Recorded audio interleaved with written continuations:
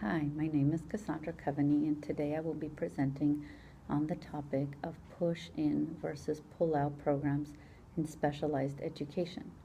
The reason I chose this topic is because I plan to become a special ed instructor, and different schools treat special ed and teach it very different ways. In fact, the pull-in, push-out debate has been a hot topic in education for quite some time.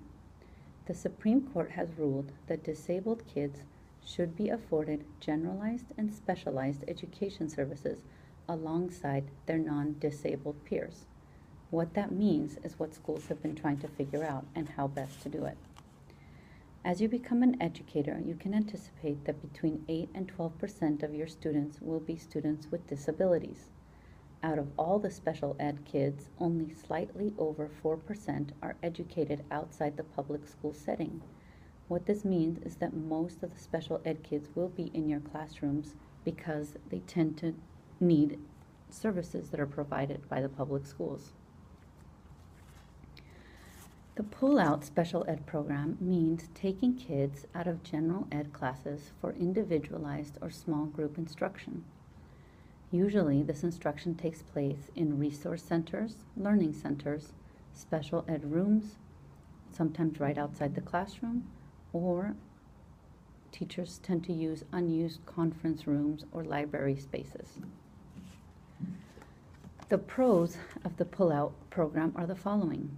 Children in special ed that are pulled out receive a more individualized curriculum and also more individualized attention. The pace is much slower, and sometimes they can even go at their own pace.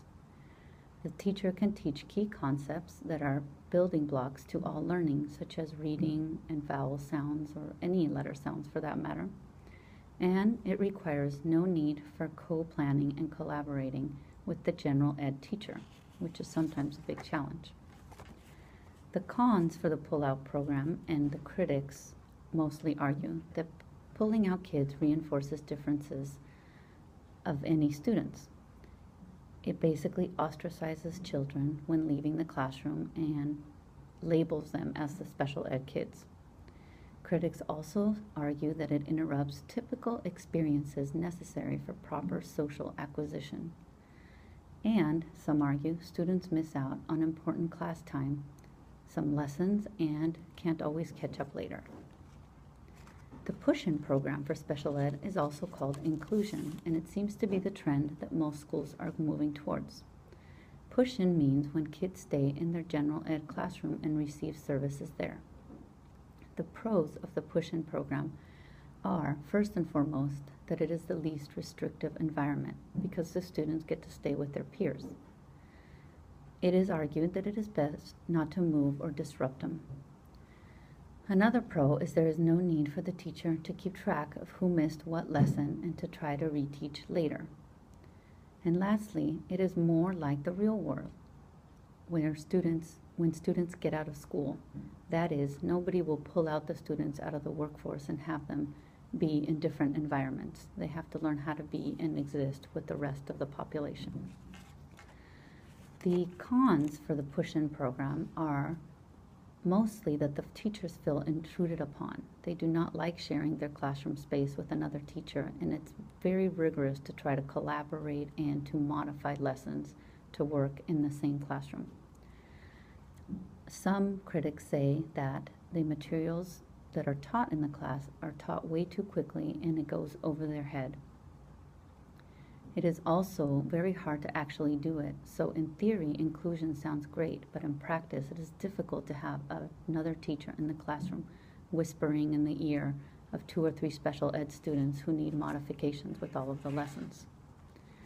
For this presentation, I looked at a case study on what the students actually preferred. This study was conducted by the National Education Policy Center. It interviewed 32 students that had participated in both models, the push-in and pull-in, for approximately 2 to 3 years. The findings were rather interesting. The study found that more children identified with pull-out as the model of choice. However, most children were confident that inclusion met their social and academic needs. So in a way, it was a split vote, even though the children preferred to actually be pulled out. I also conducted an interview with a special ed teacher who has been teaching in the field for over 10 years, and she has also worked with both models. She said the following: while inclusion is taught in the credential program as the preferred method, and while inclusion is the going trend, it does not work as well in practice as it does in theory. I completely agree with her opinion, and that is what my observations in the substitute teaching positions showed me as well. It is a good thing to try to include these kids and to treat them as normally as we can the other kids, but it is very difficult to do in an actual classroom setting. For that reason, I believe that pull-out programs are in the best interest of the child, and that special ed kids learn better when they're actually in an individualized small group environment in a different classroom, devoid of distractions and of all the things that go on with 35 kids in a class. But I believe that it's also worth considering for each child, and the decision should be made on a case-by-case basis. It is one of those topics where one shoe does not fit all, and it needs to be specifically looked at for each child. Thank you. I hope you enjoyed my presentation.